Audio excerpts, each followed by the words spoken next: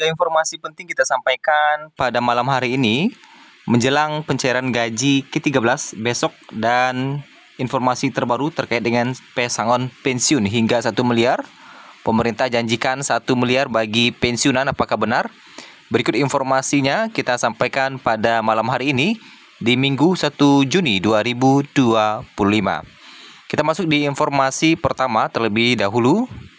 Bapak Ibu, sebagaimana yang telah Bapak Ibu rasakan bahwa gaji pensiunan telah cair untuk bulan Juni pada hari ini. Setelah pencairan gaji di bulan Juni ini, Taspen kemudian melakukan himbauan kepada para pensiunan untuk melakukan autentikasi di awal bulan. Nah, kenapa hal ini dihimbau Taspen? Karena setiap kali pencairan gaji di setiap bulannya, Taspen langsung menghimbau untuk melakukan autentikasi bulanan demi kelancaran pembayaran gaji bulan depan. Nah, seperti itu ya. Jadi, biar tidak lupa setelah cair, Bapak Ibu langsung melakukan autentikasi untuk bulan depan. Nah, untuk autentikasi ini, setiap para pensiunan memiliki waktu yang berbeda-beda. Ada yang 1 kali sebulan, ada yang 1 kali dalam 2 bulan, dan ada yang 1 kali dalam 3 bulan, tergantung dengan jenis pensiunannya. Ada yang pensiunan veteran, ada juga yang pensiunan lainnya. Nah, itu informasi Taspen setelah pencairan gaji di awal Juni ini. Kemudian, informasi kedua terkait dengan pencairan gaji ke-13 yang akan mulai disalurkan mulai besok bagi pensiunan PNS. Berikut informasi selengkapnya. Pemerintah memastikan pencairan gaji ke-13 bagi aparatur sipil negara akan dimulai pada Juni 2025. Gaji ke-13 ini akan diberikan kepada seluruh aparatur negara, baik yang aktif maupun pensiunan, termasuk pegawai negeri, sipil, pegawai pemerintah dengan perjanjian kerja, prajurit TNI, anggota Polri, hakim, dan para pensiunan ASN. Untuk pensiunan, PT Taspen telah mengumumkan bahwa pencairan gaji ke-13 untuk para penerima pensiun akan dimulai pada Senin 2 Juni 2025 yang jatuh pada besok. Nah, karena sekarang adalah tanggal 1, besok tanggal 2 ya. Hal ini telah disampaikan oleh Corporate Secretary Taspen, Hendra, yang menyebutkan bahwa penyaluran gaji ke-13 untuk tunjangan purna bakti dilakukan sesuai dengan peraturan pemerintah nomor 11 tahun 2025 serta arahan dari Kementerian Keuangan. Pembayaran ini mencerminkan penghargaan negara terhadap kontribusi para pensiunan serta menjadi bukti kehadiran negara dalam menjamin keberlanjutan penghasilan bagi ASN yang telah menyelesaikan masa baktinya, kata Hendra dalam keterangannya. Gaji ke-13 pensiunan PNS dihitung berdasarkan penghasilan bulan Mei 2025, meliputi pensiun pokok, tunjangan keluarga, tunjangan pangan, dan tambahan penghasilan.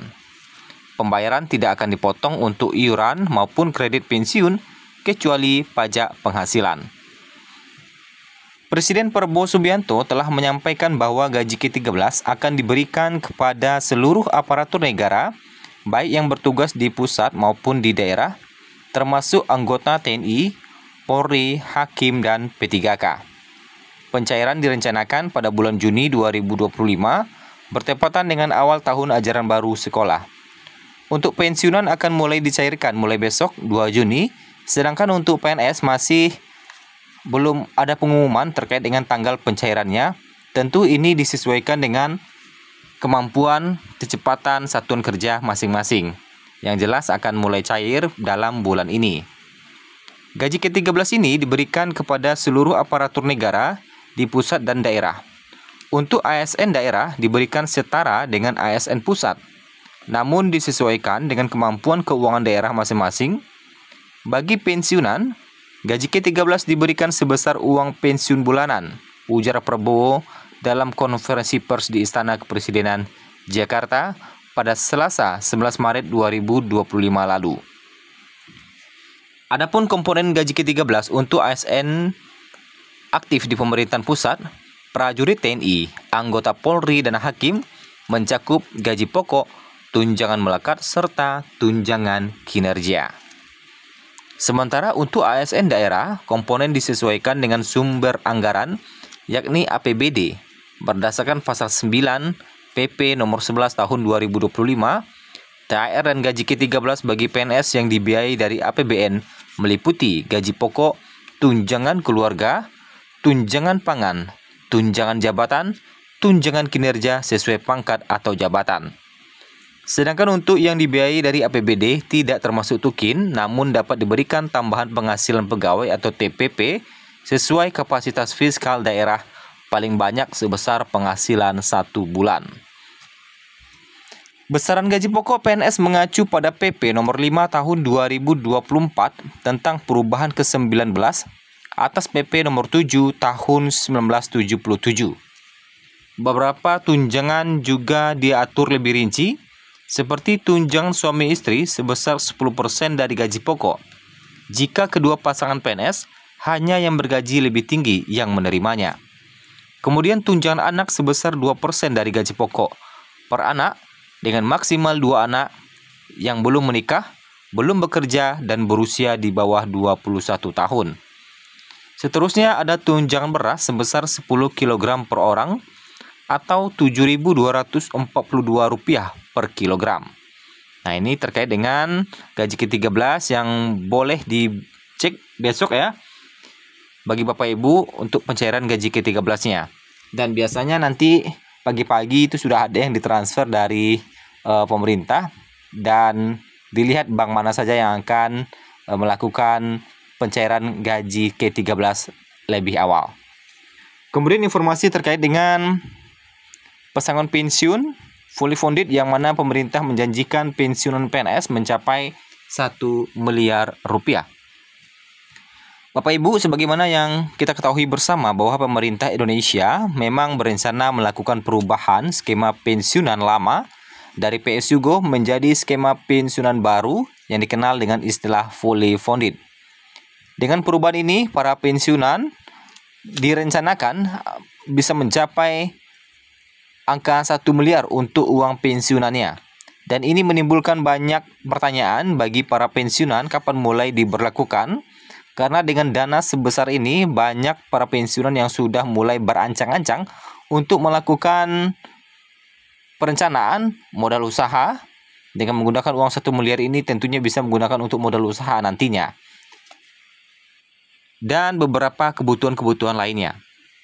Skema yang lama saat ini digunakan merupakan sistem pensiun manfaat pasti, di mana iuran sebesar 4,75% dari gaji pokok PNS dihimpun oleh PT Taspen, dan sisanya dana pensiun ditopang oleh pemerintah melalui APBN. Sistem ini banyak menimbulkan kritikan karena beban negara semakin besar, tidak hanya membiayai biaya pensiun, tetapi juga biaya operasional pembayaran pensiun juga semakin besar.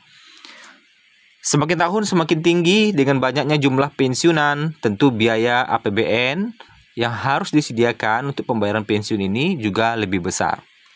Sementara itu, dengan skema fully funded merupakan sistem iuran pasti, di mana nantinya jumlah dana pensiun ini dihitung berdasarkan jumlah akumulasi iuran, baik dari PNS maupun pemerintah selaku pemberi kerja. Iuran ini dihitung berdasarkan persentase dari total penghasilan take home pay, bukan hanya dari gaji pokok saja, tetapi total semuanya yang kita dapat, yang kita bawa pulang ya, termasuk dengan tunjangan-tunjangannya. Sehingga jumlahnya akan jauh lebih besar dibandingkan dengan skema lama. Sayangnya hingga saat ini pemerintah masih belum menerbitkan aturan skema fully funded ini, sehingga hingga saat ini kita masih menantikan kabar terbaru dari pemerintah, dan sampai saat ini pemerintah masih belum menerbitkan aturan skema fully funded ini.